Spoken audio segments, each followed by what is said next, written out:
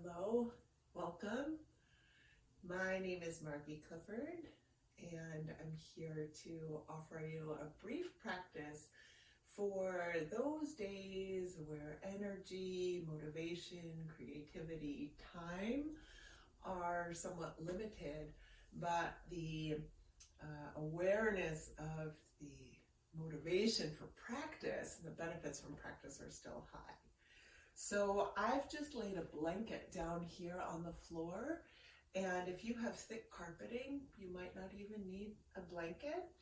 You might want a couple of blankets, especially if your joints are a little bit tender. I also have a small stack of blankets that we'll use throughout the practice. You could use bath towels, or if you have a yoga bolster, you could use that. You could even have some pillows from your bed or from your couch. And then one other thing that we'll use today is blocks. And these are cork blocks. They're a bit heavy and they're quite firm. You don't have to have blocks specifically, but something firm. So it could even be a yoga bolster, a tightly packed cushion. So some soft things and some firm things are what we'll use for this practice. And we'll be reclining. You could be reclining in your bed or on the floor. A couch might be a little bit limiting because we'll want a little bit of space to extend arms. So the floor or the bed would be preferred. And I'll give you just a moment to situate. Get your soft things and your firm things within reach. And even just as you come into the space where you'll practice, the practice begins. You may have already noticed, you might bring a little bit more attention now in these next few moments to your breath. And we're going to practice today with sort of a sense of floating. So you might just in these first few moments, as you arrange your soft things and your firm things, just notice that you're breathing. See if you can find a little bit of a sense of buoyancy. Don't think that you need to exert any effort. You might just, as you notice a little bit of buoyancy or floating in your breath, let your limbs float a little bit. Maybe your head floats a bit over your shoulders.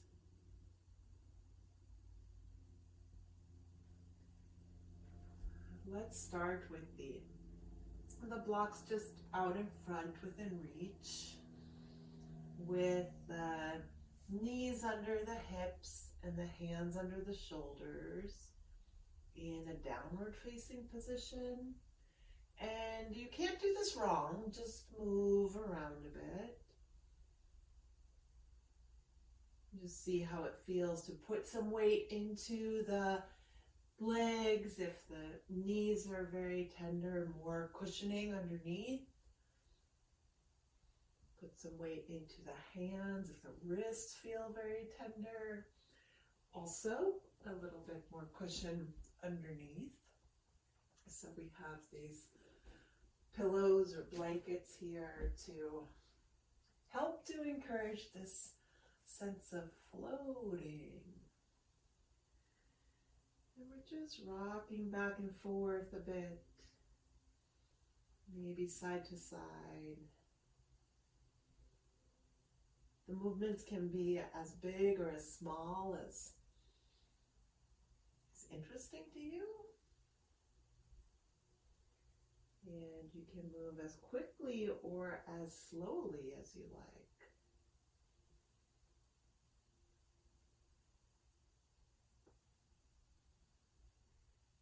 Just another few cycles of breath. If you have had your toenails flat to the floor, you might tuck your toes under and just give some opening to the soles of the feet. If your head has been hanging down, you might lift your nose up and just open your throat a bit.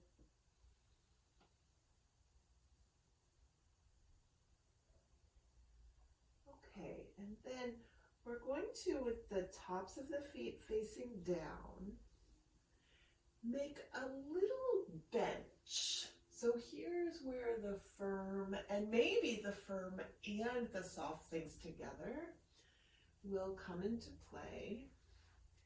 And this may take a moment or two to find just the right height. What we're going to do is come over the tops of the support. So if you're using cushion for your legs, you can leave it. If you don't need it, you can move it out of the way. We'll have the hips up in the air.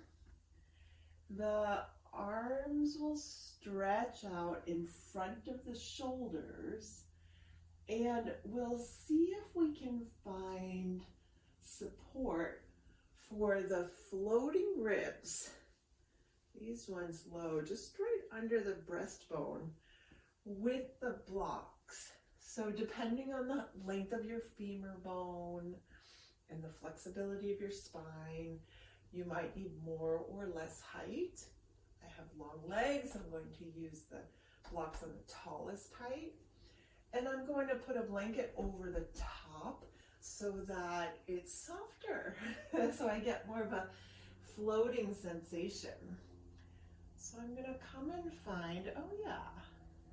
And I hope you have, after a moment or two of shifting things, I hope you can find that, oh, okay, I can support myself here. I can support my ribs on this combination of firm and soft things.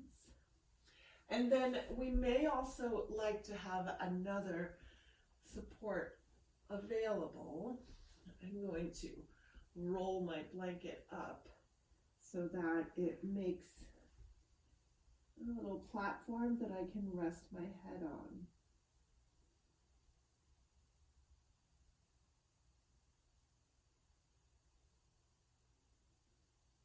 So we're doing a supported downward facing pose. Hips are up in the air. Heart is lower than the hips. Head is lower than the heart. I have my forearms on the floor. And my palms facing down. If that position feels accessible for you, you can rest your arms like that. Or sometimes it can be nice to turn the palms towards each other and clasp the hands together. You can see if your shoulders prefer that position.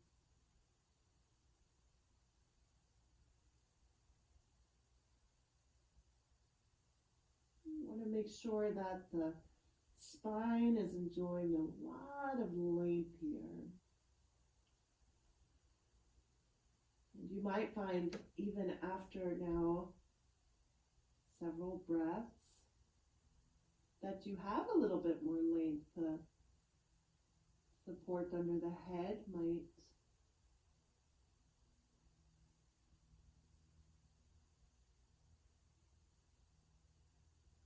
be able to slide away.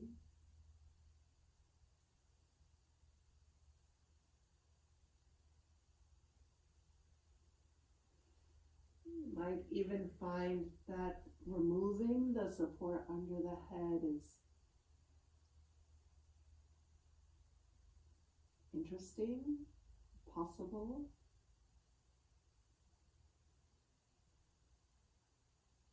And the hairline might just very lightly be touching the ground.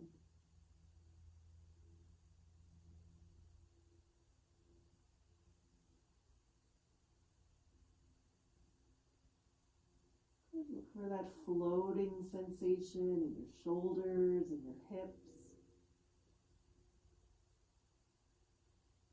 Breathe into the back of your rib cage.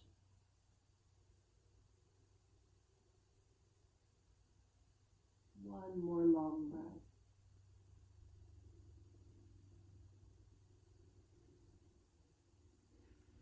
And then start to walk your hands back so they are under your shoulders. Try to keep your elbows in close to your body.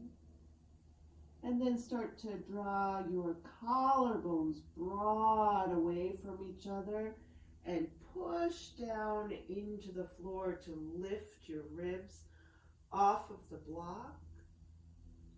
Let your tail drop down and your mid-back lift. Let your head drop down and your whole spine round.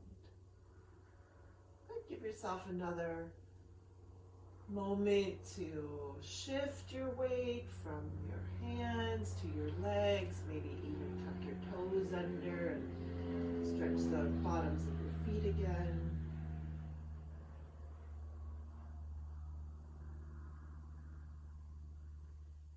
And then we'll walk the hands another step forward in front of the shoulders. And again, you might need to adjust your props so they're at just the right height.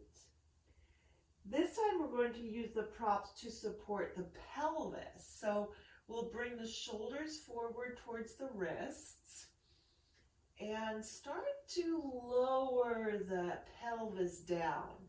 And again, depending on your dimensions and where your props are positioned, you might need to do a little bit of a shimmy. And I like to catch the soft tissue right above the pubic bones and then sort of settle down onto the blocks. So they're right at the hip joint. The hands are supporting, but most of the weight is coming down into the blocks.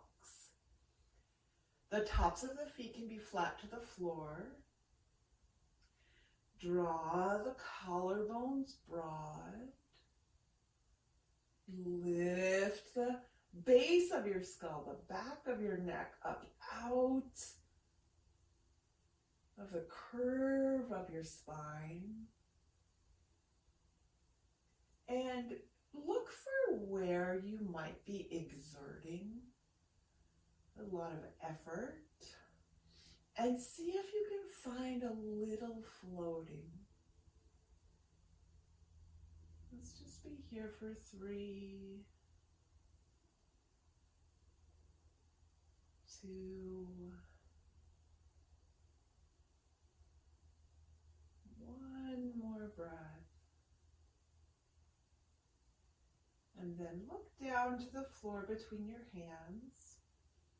Grip a little bit with your fingers. Good. Drive your knees down into the floor and lift your hips up. Draw the hips back so they're over the knees. Walk your hands back in so that they're underneath your shoulders. And let your body have that free pass to move in whatever way feels nourishing or interesting.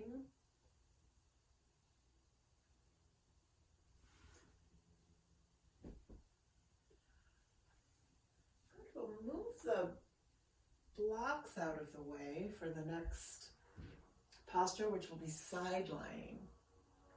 So I would like you to have a blanket, maybe two, behind you. So let's lay on one side. You can choose which one. Have a rolled up blanket. If you feel a little stiffer in general, or stiffer today than usual, then a little bit thicker roll or a little bit more cushioning would be helpful. And have it at least behind your upper back and shoulders. It can also be very nice to have another cushion just behind the lower back and hips. So you could have something like this that you would then lay in front of. And we'll just start on one hip like this. And then we'll take one hand in front of us, little kickstand. The arm that's facing the ground, we're going to slide it out on the mat or the floor, reaching out as far as we can, and even use the grip of the fingers to sort of draw the armpit long. And then rest your head down on your upper arm. Just give yourself a moment to find your balance here. We're very much on the side body. So notice if you're inclining towards the back of your body or the front of your body, and see if you can really organize so that you're on your side. And then let's flex the feet and stretch the legs out long.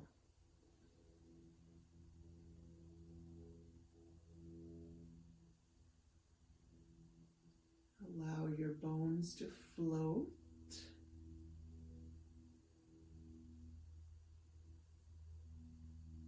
Release any over-efforting. And try to find a relative still point. You can keep this front hand, this top hand in front of you, or you can bring it onto your side.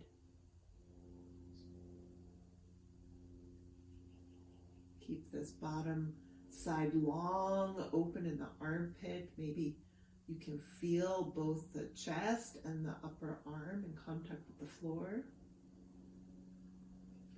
And then we'll just slide the bottom foot out from underneath the top one.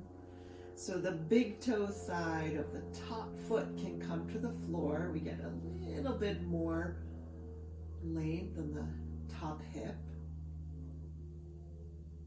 And then maybe the sole of the foot turns towards the floor so that the pinky toe side also touches down. But you can always release and repeat these movements if you find that that's more helpful. And then as long as you're steady here, you could also consider sliding the top arm up to meet the bottom one. Turn the bottom palm towards the top and just gently either lace the fingers together or grab the top wrist and give yourself a chance to lengthen the whole top line of the body. One more full breath.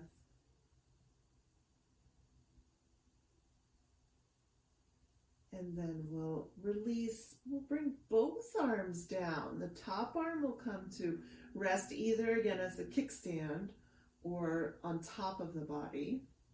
The bottom arm will slide out from underneath the head and just reach straight out in front. And the head will then tilt a bit to rest on the floor. If you find that to be stressful for your neck, you could use an additional blanket or your block to make it so that your cervical spine, your neck stays neutral and doesn't go into that lateral bend. Okay, now we'll straighten the bottom leg again, so both feet are stacked. Still on the side body, we'll slide the top knee in front of the hip. And take a breath once you get there. And then this top elbow, we're going to keep right in at the waist, but we'll start to draw it back around to the back side of the waist.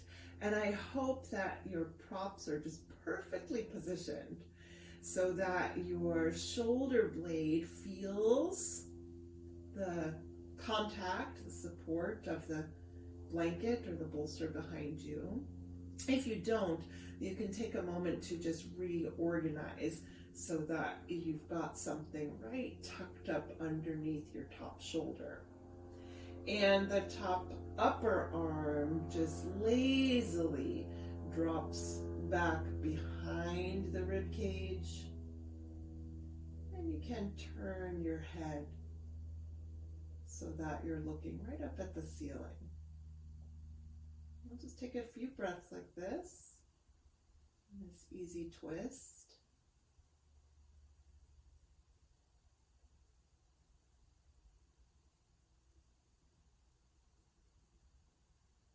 And then we'll bring the bottom knee up to meet the top one. So both bent knees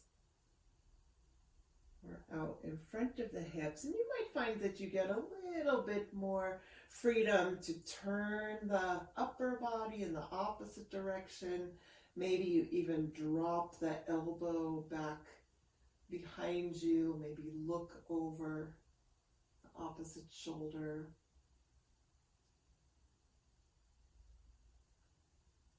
Let your collarbones float if you can.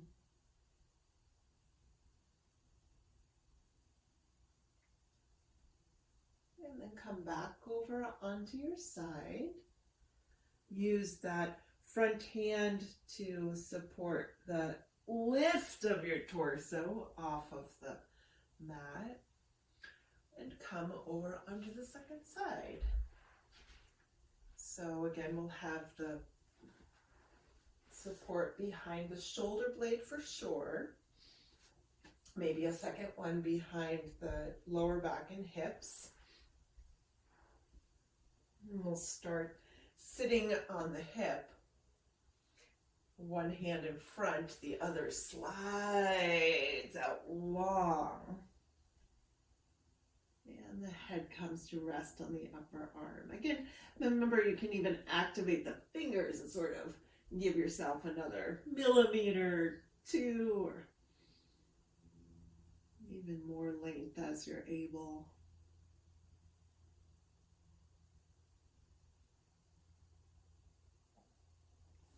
Extend both legs. Use the contact of the props behind you to help you really find your side.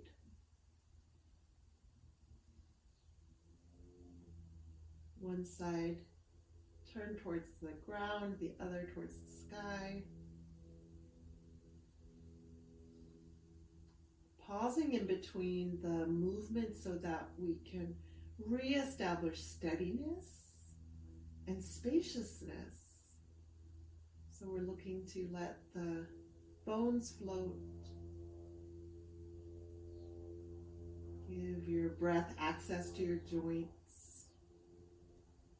Good. Slide that bottom foot just a couple of inches behind the top one so the big toe side of the top leg can come to the floor.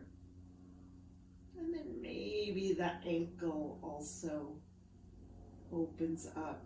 So the sole of the foot turns towards the floor and the pinky toe side touches down as well.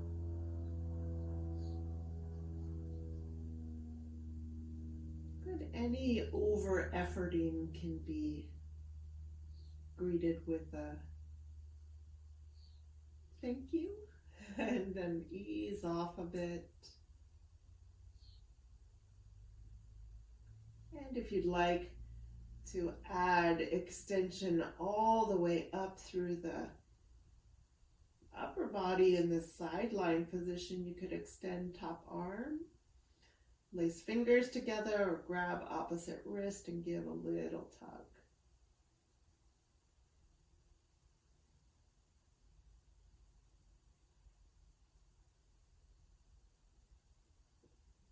Good. Our gentle repositioning of the body and clarity around the priority of breath allows the natural forces to do much of the work of moving energy through our bodies. So let your muscles be fairly relaxed. Some are stretching, others are shortening, but not to their full range.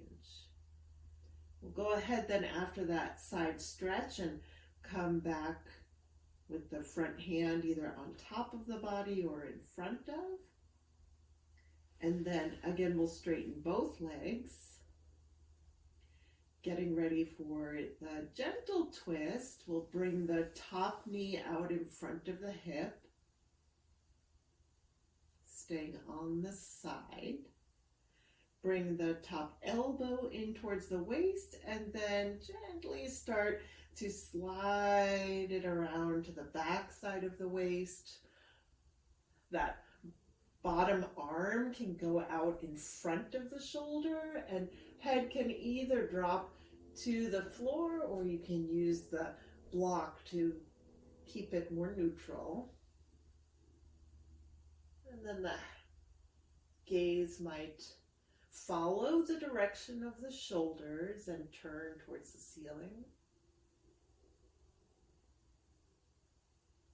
Give your body and your breath a moment or two to reorient to this new reclining twist position.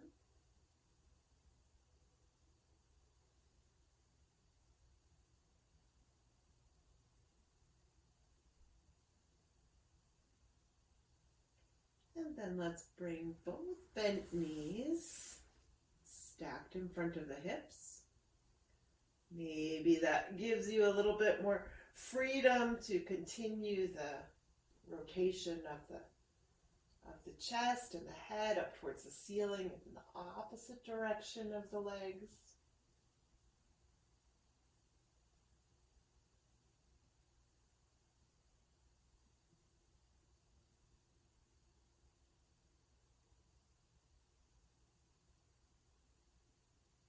And we'll unwind.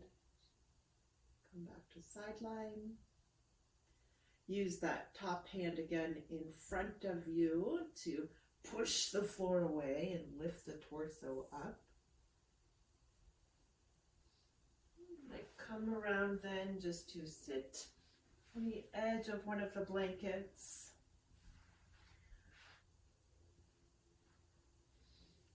Draw the spine up with an inhalation. Look up, lift your fingers up towards the sky. Bring your palms together. And back to your heart.